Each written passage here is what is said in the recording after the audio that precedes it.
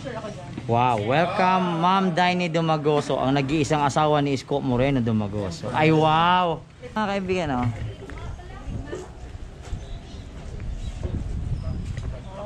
Parang yun yung kondisyon. Oh, yeah. Then there's the oldest bell. Oldest bell. We can drop by later. And the oldest, we have plenty of time naman before 5. What do you call that? The clock, yung first clock, diba nasa Tagudin? Oh, yeah. Ano tawag doon? Sandayang. Sandayang, Oh.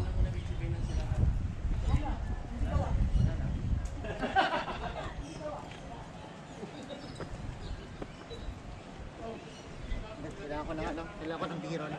Oo nga eh. Grabe. Ang ganda dito mga men. Sobra.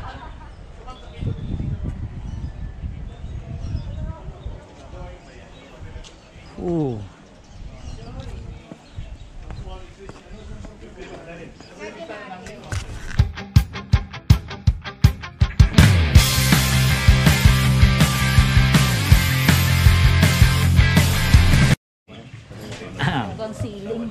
Diyan lang yung angle eh. Kaya. Teka lang. Ang Daini, ano masasabi mo sa lugar na to? Naka-live po siya ngayon. Ay, seryoso? Opo, naka-live po siya ngayon. Sa Facebook. Kaya na nga, FB live. Sige na na. Oh my God, tapos ganito pala feeling ng isang star. Loka lang. Wow! Para hindi sa live ha? Para hindi sa live. Nakakapanibago ba? Ang Daini, ano masasabi mo sa lugar na to? Maganda. Tsaka yung Di ba ikaw beach nag-enjoy kanina. ka din? Yes! Bago kayo pumunta dito, meron kaming tinigilan doon. Tapos feeling namin kami yung mga nagpiprenup ng ganda ng mga picture namin. Ito yung pinibing ng Pilipinas before, na Victoria. Miss Earth din. Miss Earth, no? Miss Earth. Miss Universe. Kaya naman pala, may naghihila sa akin papunta doon. Ay, ganun ba? Marami pa kang dapat i-discover dito. From... It's actually my first time. Kaya talagang Ito nagmamasaya mga ano ako lang to. maigi. Parang icing on the cake. Kahit na binagyo kami. Patikim. Di ba? Sige. Gusto yung word icing in the show, Welcome to no? Yeah, may we know your purpose of visiting our place. Oh, we wanted to come here to give the relief goods na syempre mga kababayan ni Iskuto. So gusto niya kahit hindi siya ang personal na makapaghatid ng tulong, nandito ako to represent him. Yun, this is not so different from him kasi para na rin akong taga-Antique kasi nakapangasawa ako ng isang Antiqueño. How does it feel po na isang may dugong Antiqueño yung iyong pangasawa? I'm proud, you know. Sayang lang at hindi kami or hindi siya natutong masyado magsalita. You know, it would be better if we could actually converse to people para mas heartfelt yung aming message na ibibigay sa kanila. And what I've noticed that people here are very warm. You know, they're always smiling. Pag iniisip ko nga, para naman sila walang pinagdaan ng trahedya dito. And hindi lang yung panahon ng mainit. It's everyone's welcome. Kumusta naman po kanina, nag-distribution, nag-gift, nag-ano na po kayo, may distribution na po kayong ginawa kanina doon sa DAO. So, kumusta naman po? Everything went well. You know what, ang na-notice ko dito, talagang pag hindi nila pangalan, hindi sila lalapit. They have that kind of pride. Diba? So, nung una, kala ko nahihiya lang, yung pala, their names are not yet called, so they didn't want to come forward.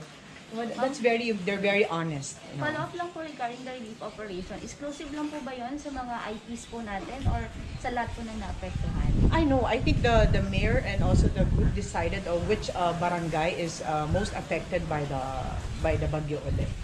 And we're not only doing this here, we're doing it in different regions. Lahat ng halos na daanan. You know, if we could not help everyone, at least kahit papano, we could help those who are really, really affected by it. Ilang probinsya na po ito inyong nakikita? Sa inyo po?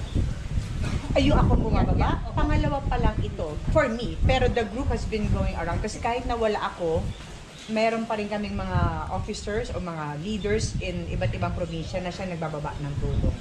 So talagang sinadyang po ikaw na mapunta ng FBI na personal po? It's my first time, so gusto kong piliin yung mga lugar na hindi ko pa napupuntahan. Ironic, I'm already 46 years old, pero parang napuntahan ko lang ata ay Boracay at Cebu. And now, because of the Bagyo, which is sad to say, I get to visit the Philippines and I'm happy. You know? Di ba parang kung di Pilipino, hindi ako nakakaikot. More than anything, I want to see how beautiful the Philippines is. No matter kahit binagyo siya. Diba? Ma'am, yung narinig namin yung tatay ni Mayor Isko, dito daw lumaki sa Alinii. Napuntahan mo na ba yung lugar na... Pamamaya po, pupunta Mamaya, ako si doon Joaquin. pagkatapos natin kumain. Yes, ang anak po namin, pinangalan din naming Joaquin. Okay. Oh. Yung nag-artista na gwapo na kamukha Oo. ko. Yun, para para yung pangalan niya, nakapangalan sa after ng tatay ni Isko, yung second name niya after sa tatay ko naman. Para yung mag-serious. Radio Bandera. Radyo Bandera. Mark? Okay, Radyo Bandera. Radio Bandera. Ma'am, may plano po ba kayong bumalik ulit dito after this relief? Why not? Gusto ko siya makita na hindi na bagyo. Gusto ko makapag-bathing suit niya sa Yes, of course. Okay. Ma'am, May plano ka ba bang makita ako pag bumalik ako dito? ano po ma'am, nung nalaman niyo pong tatakbo si Mayor Isko nung as president, as a wife po, ano po yung una niyong sinabi sa kanya? Hindi na naman kita makikita. Lagi na naman ako single parent. Of course, he had to make me understand why he has to do it. And, you know, it's more than anything, it's a sacrifice for the whole family. Kasi medyo nasanay na kami that he's not around. Napalaki ko yung mga anak ko ng ganon. You know, we see each other definitely Sunday, hindi siya pwedeng tumanggap. But if papala rin siya and he will become the next president, ang sabi niya sa amin, you don't have to worry. We're all gonna stay in Malacanang. That's where I'm gonna work. So we're gonna see each other often. No, but kidding aside, somebody has to do it. You know, he has to sacrifice, and we also have to sacrifice. Everyone, not just us. You know, of course, family time. Pero after 6 years, there's still time for everything. So okay lang. Para sa inyo po, what qualifies Mayor Isko to be the next president? Oh my God, he is the most qualified one. He has proof. Hindi na kayo kailangan mag-research. Just go to Manila and you see all the proof. Hindi na kami kailangan mag-invento. And you know what? Nakapunta ka na ng Manila Zoo? I've heard na nag-open na siya. It will open Ganda. soon. Nakita na. Kami, Yes, we saw it. ay yung age ko, kami yung age ni Isko, kami ang mga produkto ng mga nag-field trip noon sa Yes, Manila Zoo. yeah. When I was there, I had pictures with the giraffe, ganyan. Hindi na to naabutan ng mga anak ko ng ganito. And finally, I can be proud sa mga anak ko. This is what your papa did in Manila. Diba? Kaya, punta kayo doon. Next year, paggawa na. Diba? Punta ako ng Manila sa Victor. And not just Manila Zoo. Isko, napatayo siya ng maraming mga housing. You know, hindi namin nire-relocate sa ibang lugar yung mga nasa depressed area. But we actually had within city vertical housing na pinapatayo kasi lilipat mo sa probinsya, wala naman silang livelihood doon. So PC Isko kasi, he experienced how to be poor. So alam niya kung ano nararamdaman ng mga nasa squatter, alam niya kung ano nararamdaman ng nagugutom, alam niya nararamdaman ng walang pampasok sa eskwela. So that's what he focused on. He put up schools, pinatibayan niya yung mga hospitals namin kasi nga sabi nga ni Isko, ang mahihirap, hindi nag-iipon ng pang-hospital. Kaya kahit mamayayaman din nag-iipon. Kaso may bubunutin. Ang mahirap, pag nagkasakit, ala na. So sinigurado niya, pag ikaw na hospital sa Maynila, abay, para ka nakapasok sa private hospital. And we're going to open hospital ng Maynila soon. Maganda. Ma'am, Top of the line. Ano masasabi niyo sa lumalabas na survey ngayon na nangunguna si Bongbong Marcos at medyo malayo ang angat ni Mayor Isko? Ano masasabi niyo Sir, sa survey? sa lahat po ng nagdaang mga election tuwing presidential election, lahat po ng nangunguna sa mga panahon ngayon, hindi yun ang lumalabas sa presidente pagkatapos. Diba? We're gonna get it slowly but surely. Especially kung yung mga taga-Antique ang unang susuporta kay Isko. Bah! Who knows, diba? Message nyo na lang po sa mga anti-Kenyas na. Oh, hello! I'm here! Ako na pangasawa ng ang nag-iisang asawa ni Isko. Well, anyways, ako po, on behalf of Isko, I would like to ask each and everyone in the near future, ang inyong magiging future president ay magiging taga-Antique. At sinasabi ko sa inyo, hindi ho kayo mapapahiya. You're going to be proud of Isko because what he did in Manila, he can do it here and he can do it all over the Philippines. Yun lang po. God first. Okay. Mahihain ako niya na.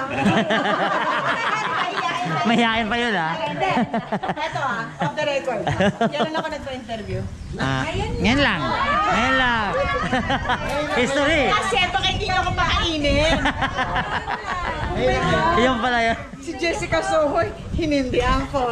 Si Pierre Tudor, hinindihan ko. Si Sestrelo, hinindihan Hindi Uncle, biglang nandito ako ngayon. Ayan. So, napakaswerte nila, no? Ayan mga kaibigan. So, first time na pa-interview ni Ma'am Daini po. Diba? So, mahihain pa yun mga kaibigan. Mahihain ba sagot na yun? Mahihain. Mahihain. Mahihain pare. Mahihain. Actually, parang hiyang-hiya pa siya sa lagay Oo, niya. oo. I-interview si Ma'am Daini mamaya. Kasi parang hiyang-hiya siya eh. Oo, di ba? Ayun mga kaibigan, yun yung point na talagang pag in-interview si Ma'am Daini. First time na-interview si Ma'am Daini na ganun. Pero sa Antique pa mismo, which is hiyang-hiya siya nun ha. Hindi, wala pang ano nun. Walang briefing. Walang briefing. Walang briefing. Hindi very small guys sa alangan. Ganun kami lahat. Isang grupo kami. Yeah, I've heard that. Nakasama kayo ngayon. Ah, last time. Kay Sir? Oo. Kay Mayor? Sang ligat. Nagdumating siya dito? Oo. Ayan, si Ma'am Daini. Oh. Ayan. Friend, hiyang-hiya si Ma'am Daini sa interview niya daw. Ang galing ha. Oo. Ganun pala pag may hiya, sobrang hiya ka, no? Nasasagot na talaga siya. Ganun mo first time na interview. Ayan. So, anyway mga kaibigan sa ating kakatuloy. Idol, kamusta ikaw? Nahiya pa si Ma'am Daini, no? Oh, sana all. Naalala ko yan. Oo, saan? Saan ka Yung nandito. Pumunta kami dito. Nakasama kayo? Oo. Kanina dito sa likod ko, Mayor. Ano kakitahan? Autobomber kita. Yeah. Sana all.